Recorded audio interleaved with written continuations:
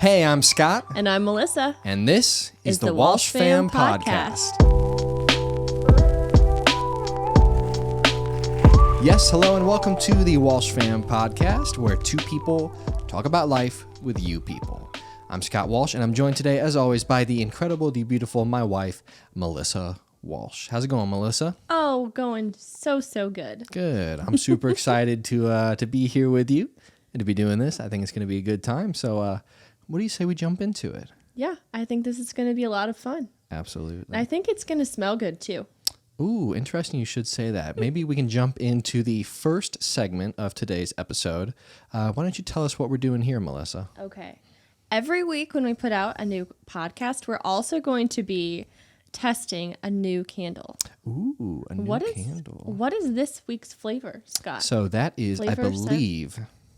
I don't know. I would say scent, maybe.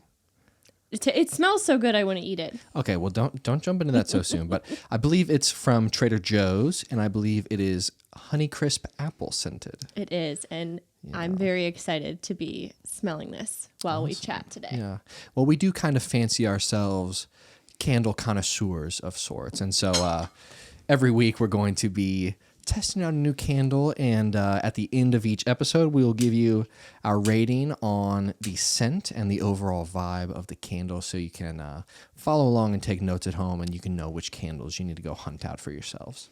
I would say we're candle people. I mean, we always have candles going. We're candle people. We are, definitely. It gives a certain vibe and atmosphere as well, which we like. So that's when we decided we wanted to have a candle going on set, I was like, you know what, let's do something fun. Let's just have I wanted to have like a running gag for the podcast that we could just bring up week after week. I don't like that word. Oh, okay. I'm sorry. What? Not a gag. A running. It's our thing. A running segment, which occurs every week.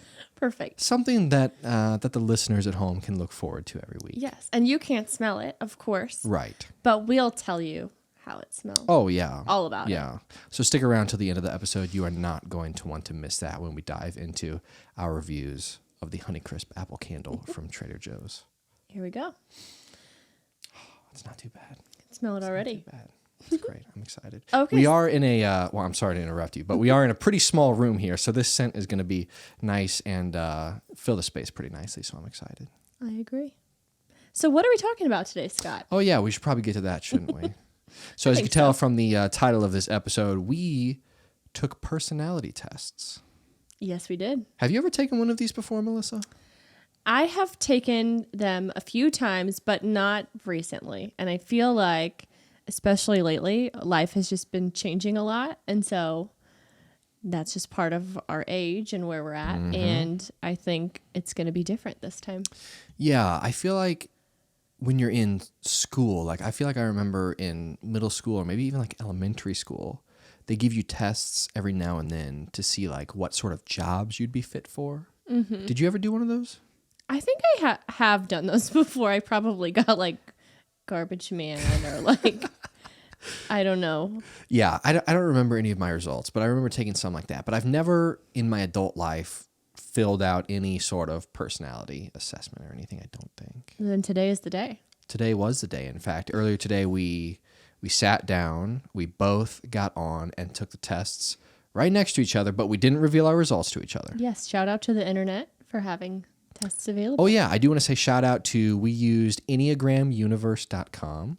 Not a sponsor, obviously, but and I don't know. I'm not an expert on the subject, on the topic, so I don't know all the best places for the test. I will say there was a banner at the top that said it was the most accurate Enneagram test. Okay, good. I'm glad to hear that. I'm glad that we got the most accurate one. It did have 180 questions. It took us some time. I feel like it was very thorough. Yeah, made me think. I pondered some of them. Now, I will say, as I gave the shout out, I want to add that they did have a paid option.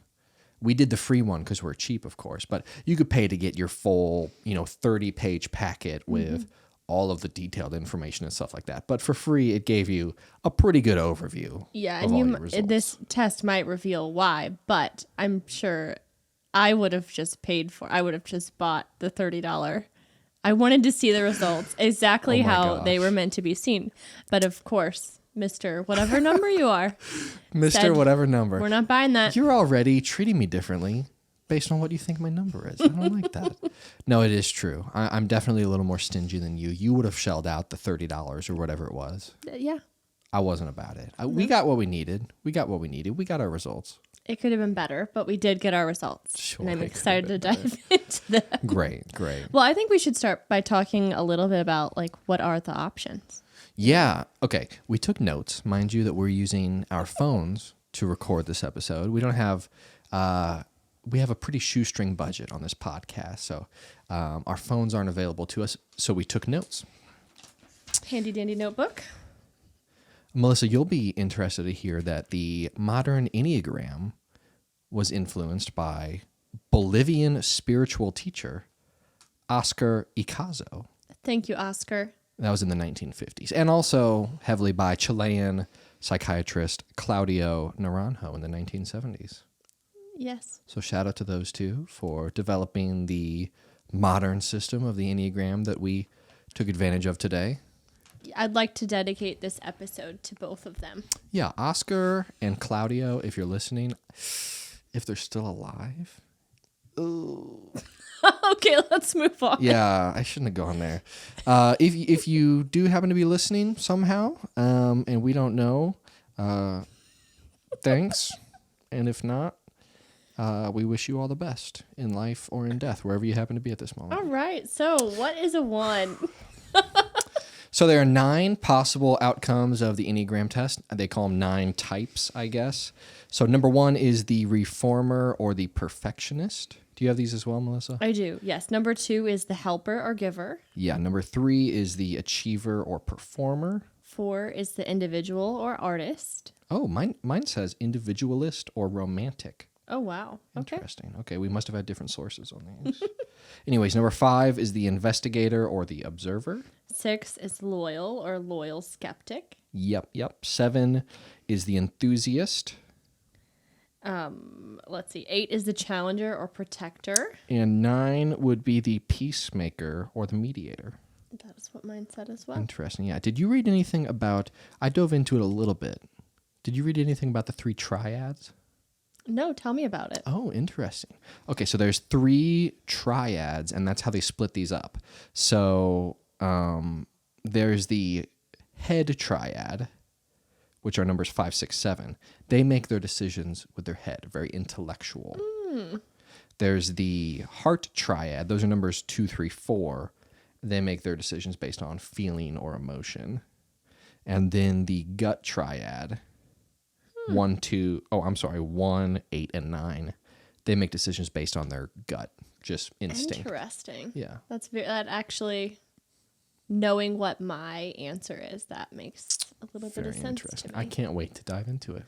Okay, I'm ready to dive into this. I'm excited. As am I. Okay, do you want to... Okay, before we do this, I think we should guess each other's. Okay.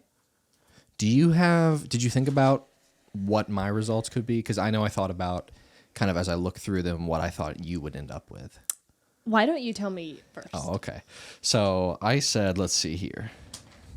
You are a big softie, and you are very much a people person, and you're very kind. And so I think you are number 2, which is the helper or the giver. Interesting. Now, you don't have to reveal to me right now, but I think you're number 2. I got hints of maybe number 4 or maybe number 8 I have, which are the individual or romantic or the challenger protector. I don't know. I was a little stumped, but I know just the most glaring thing about you is just how nice you are to other people, which is just wild to me. Because I'm not that nice to you. No, just because I don't understand how you can be so nice to everyone all the time, because that is not natural for me at all. So I thought you were the helper, number 2. And do you want to go ahead and reveal, or do you want to say your guess for me? What's the best way to do it? Okay, I'll reveal. Ooh, okay. None of the numbers you said are what I knew that was I going to am. happen. But that does make, like, the things you said make sense. Okay. But I am, make sure I say the right thing. I am a 7. I'm an enthusiast. A number 7. Yes. So I read through like the paragraph kind of that describes it. I'm a restless explorer. Nobody knows what's coming next. I flutter around chasing joy and beauty and fun. And we can get more into that after we get your results. But wow. Okay. Yeah. Okay. You know what? Honestly, looking at it, I can see that. I can see you as a 7. yeah. I'm a So 7. Interesting. So I wrote down the basic desires for each number, and it says for a 7, the basic desire is to be satisfied and content. Yeah. Really? Well, think of it. Think of like when we're having all of our friends over, and I just, at the end of the night, I always say, wow, that was a great time. Like with our friends, my cup feels full. Like that satisfies me. And I'm always itching to like do things like that, or, you know, create a fun vacation, an itinerary, or things like that. Like I just want us to get to the end of every day and feel like, wow, that was good. Yeah, it does say, I did write down also the fixations of all of them, and the fixation of a 7 is planning. Yeah. And you definitely are a planner. You've always got 15 events on the horizon that you're planning for, and you know you've got planned for us and all of our friends and family and stuff. So I should have seen that coming a little bit more, I think. Okay, I'll let you dive into that a little bit deeper later on. But what do you think I was? Okay, I'm really actually kind of torn. I lean a lot towards 1, which is a perfectionist. Interesting. Did I guess it on the first one? Well, go ahead and tell me what else you thought. Well, let me explain why. You are definitely a perfectionist. Like you want things to go well. You're very easily flustered if they don't go the way that you had envisioned them going. Thank you for saying I'm easily flustered. Thank you. No, just like when things don't It's go true. right. It always works out in the It's end. true. Like we've made it this far, right? But you like a list. You wake up and you make a list, like even down to like get out of bed, brush teeth. Like you are a planner and you want your each day to be perfect. Okay, now that you've completely diagnosed me, what else do you think I could have been? What else was on your list of potentials? I also I did just say a lot of negative things. No, not negative. It's okay. I don't take offense to any of that. I am very particular. I do like things a certain way. I do make lists. I am very, specific on everything. So I can see that. But what else did you think? What did you think for me? I could also see you being a 2. Not that you. Oh. Wait, no, I didn't mean to. Oh. Wasn't there one that's? You said the word kindness at some point. I was talking about you. Yeah, I thought number 2, because number 2 is the helper and giver. Yeah. And they're always, I feel like, being kind to people and like giving themselves. Okay. And Well, helping. actually, I'm talking myself out of 2. Not that you're not helpful and a giver, but I was thinking more specifically about me, who you probably treat different than everybody else because I'm your wife. Yes. As you should. Yes.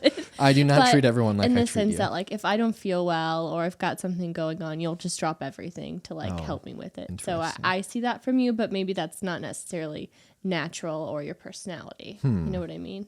Yeah.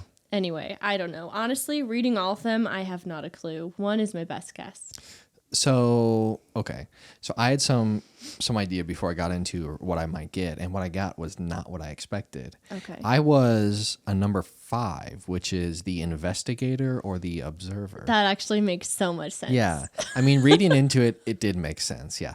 I thought perhaps, like you said, perfectionist, because I am so particular about things. Or I thought achiever performer, because I do love results and goals. Yeah.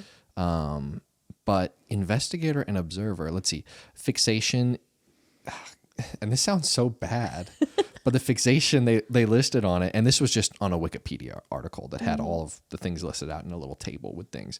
But the fixation for me as an observer or the investigator is stinginess. You brought it up earlier, and I had to not say anything, but buying the premium results from a thing, I was like, no, I'm not doing that.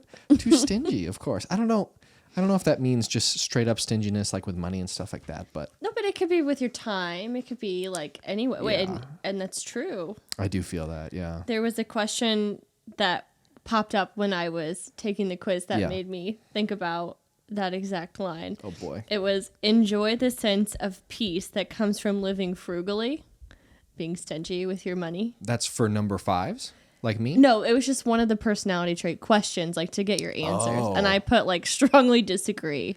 I don't really want to live that frugally. No. I try Oh. to, but it's not natural for me and I don't enjoy it that Yeah, much. I remember But that I thought question. of you, I was like, I bet he did strongly agree on that.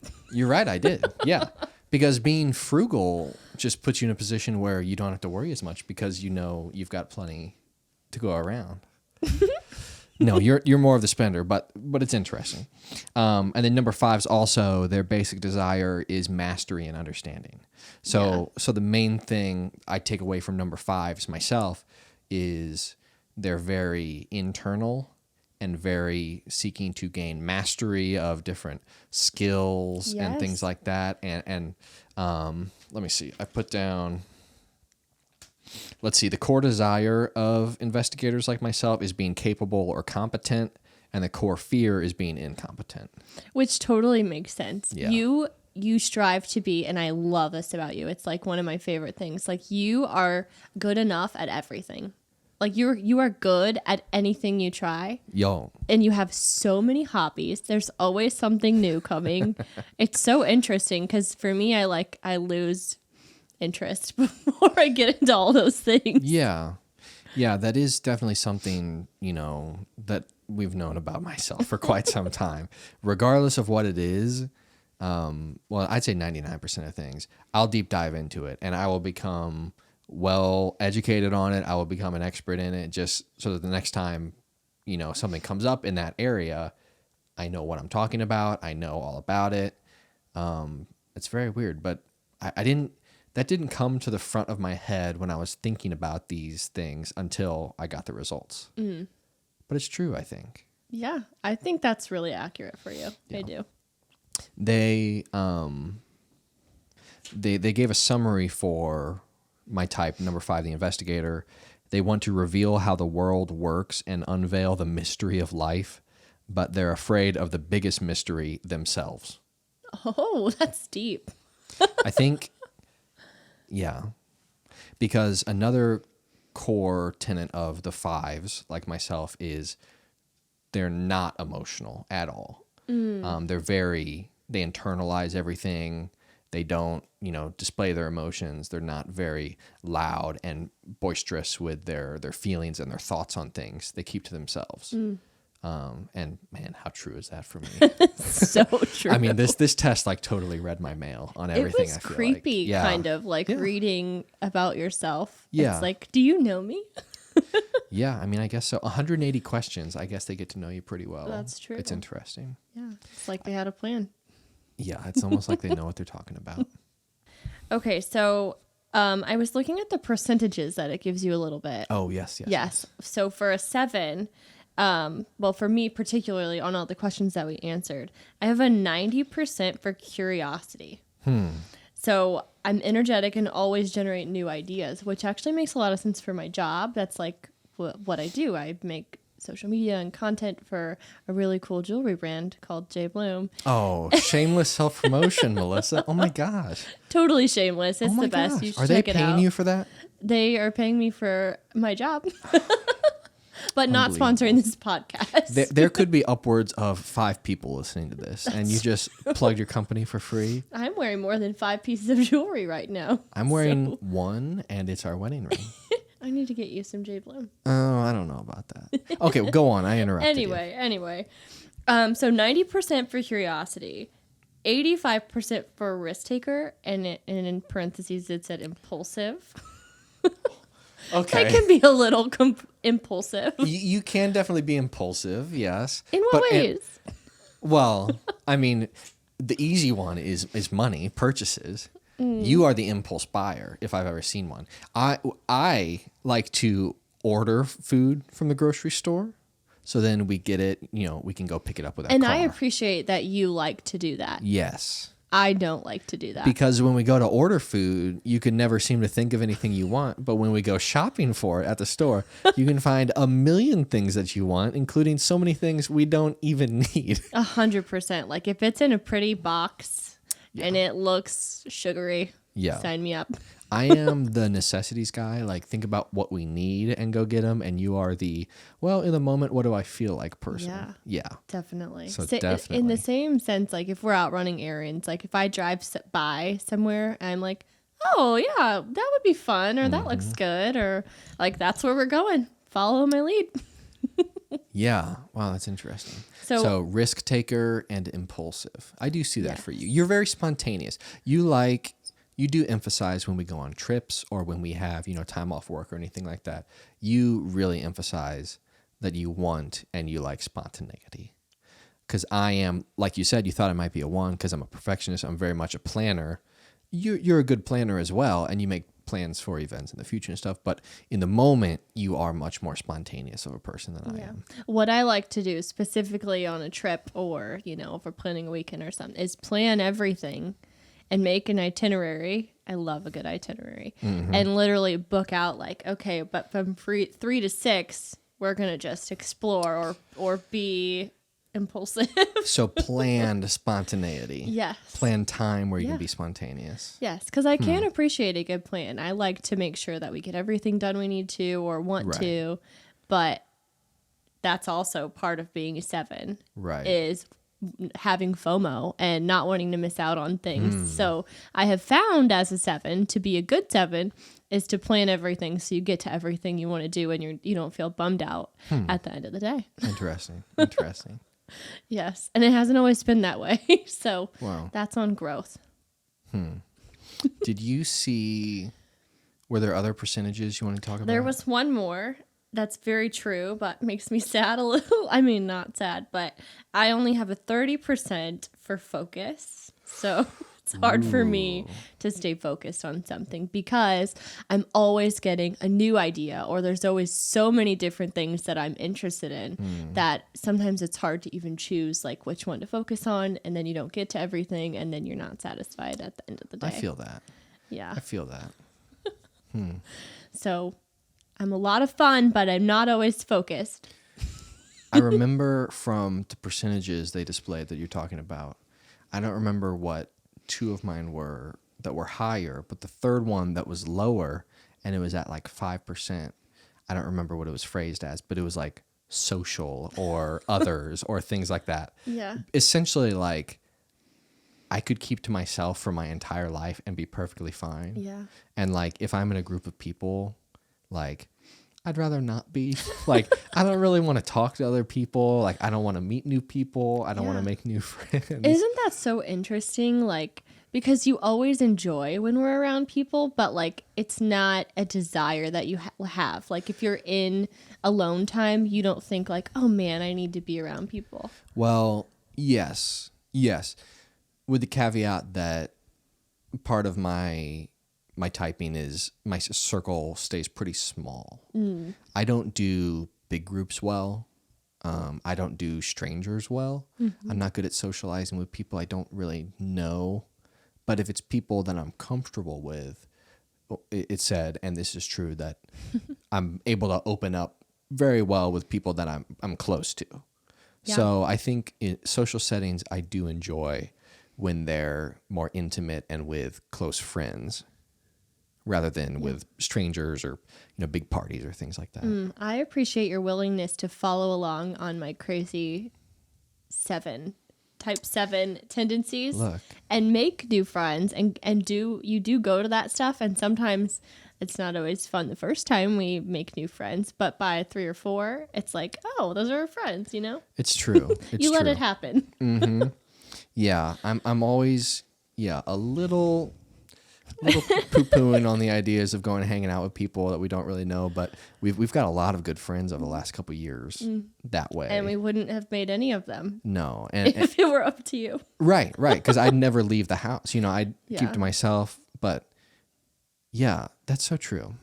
I feel like there's a lot of things that balance each other out. Yeah. In those two. We are pretty opposite.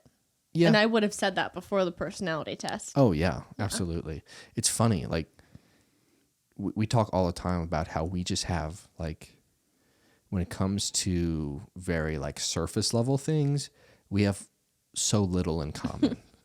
in terms of like our likes and our interests and things like that. You know, the things that come up that people talk about is like, oh, sports and movies and music and things like that. It's like, we couldn't be more polar opposites on that stuff. 100%. But it's interesting that, you know, in our personalities, there's some crossover, but there's a lot of differences. And I think that honestly helps. Yeah. Yeah. Well, I was looking through, I used ChatGPT. I love using it. And I just asked like what Enneagrams are most attracted to. And I asked for a 7. 7 is usually most attracted to a 5 or a 1.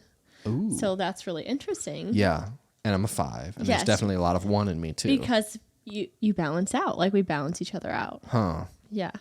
Wow. So that's crazy. Full circle. That's interesting.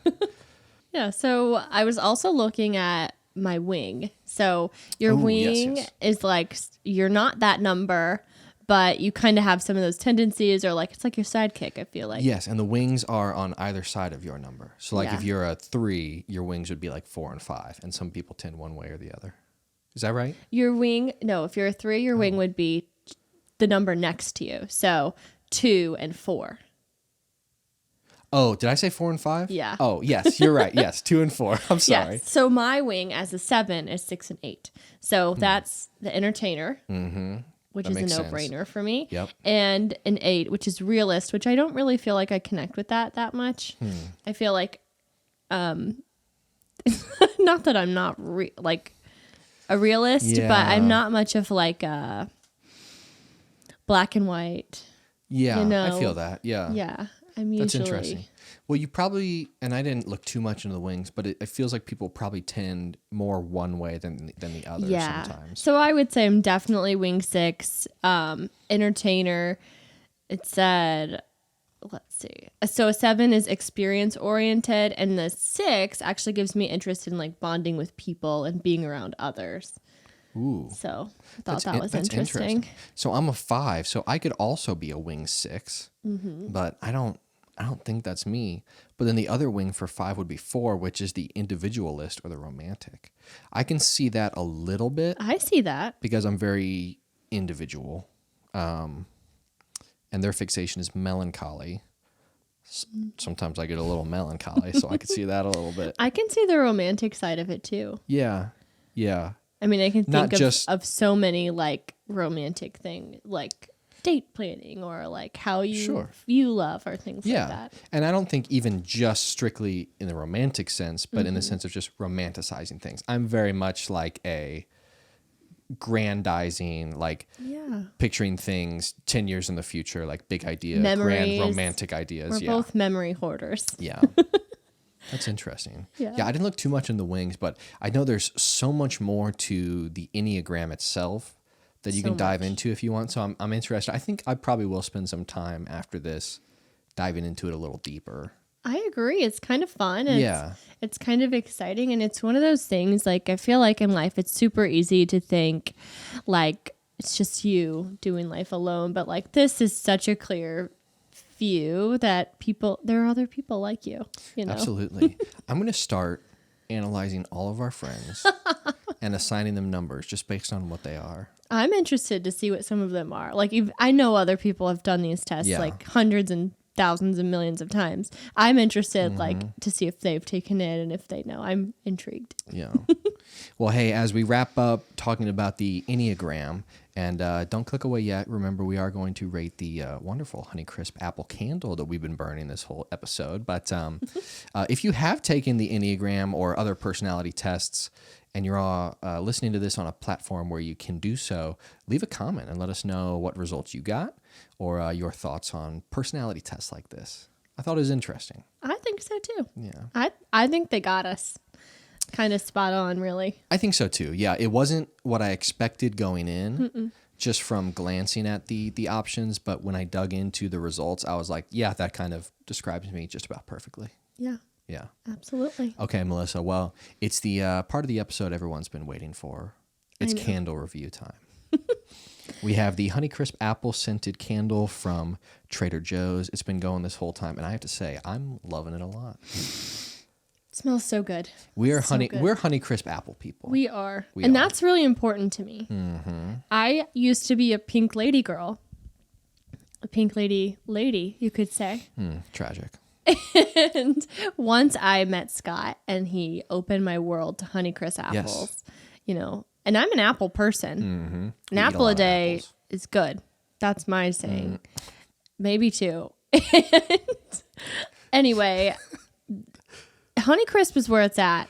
And this candle smells exactly how they taste. Exactly like a Honeycrisp apple. It's kind of weird, but it's not weird. It's weird that it's not weird. You know, sometimes you have a candle and it smells like the thing it's supposed to smell like, but it's kind of like, ooh. Right. This it's is like not synthetic. like that. Yeah. I would light this on any normal day. I would, especially, I'm very much an apple person, especially in like the fall. That's apple picking season. I know we went apple picking last fall. Yeah. I love it. I love me some Honeycrisp apples.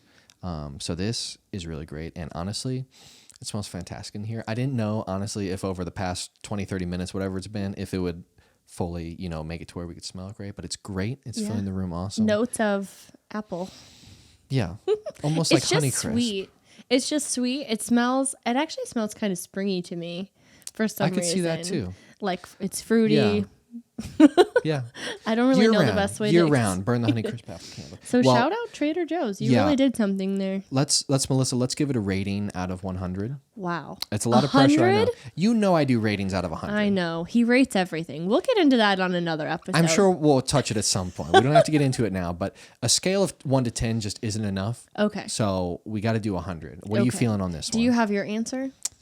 I have my answer. Okay, let me gather my thoughts. Okay, it smells really good. It's sweet. I feel like I can close my eyes and be surrounded by Honeycrisp apples. Okay, I have my number. You want to reveal them at the same time? No, that won't sound very good on audio. Okay, I'll go first. Okay, Scott. Okay, ready? Yeah. I don't know why I'm announcing 1, it. Like it's 2, a thing. 3. 87. I don't know. You tell it's our first podcast. Well, hey, we're figuring it out as we go. But I give it an 87. Why did you give it that rating? I think for me, I still think the apple is a little seasonal. I wouldn't do this in the dead of winter, and I wouldn't do it in the fullness of spring or into the early summer. Once it starts cooling off a little bit for fall is when I would bring this out, and I'd bring it probably through into the holiday season, but around Christmas time, I'm going to switch to something a little warmer, a little more homey. Okay. That checks out. That's a really good explanation. That makes sense. So I had 87. What are you rocking with? I was going to say 89. I really like this candle. And not just because I got it for you for Christmas, but for several other reasons. I just like the sweet scent. Absolutely. I think it's like, it's not neutral, but I would think of it as like a timeless scent for me personally. So I could see myself investing in a lot of Trader Joe's Honeycrisp apple candles. Shout out to the Trader Joe's Honeycrisp apple candle, the first candle on the Walsh Fam Podcast. Don't forget, we'll be having a new candle every week. So if you thought this was good, just check back in next week for another candle, another scent, and another review. It's about to get crazy. Yeah, this has been a lot of fun. Episode 1 in the books. How do you feel?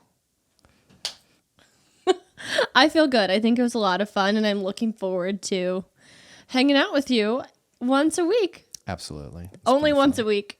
Yeah, this is actually the only time we see each other throughout the week. Yeah.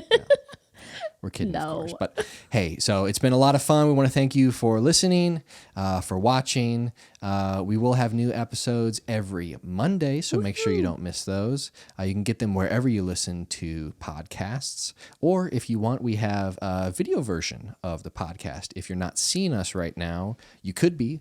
That is on YouTube. You can just search the Walsh Fam Podcast on YouTube, and you'll find that.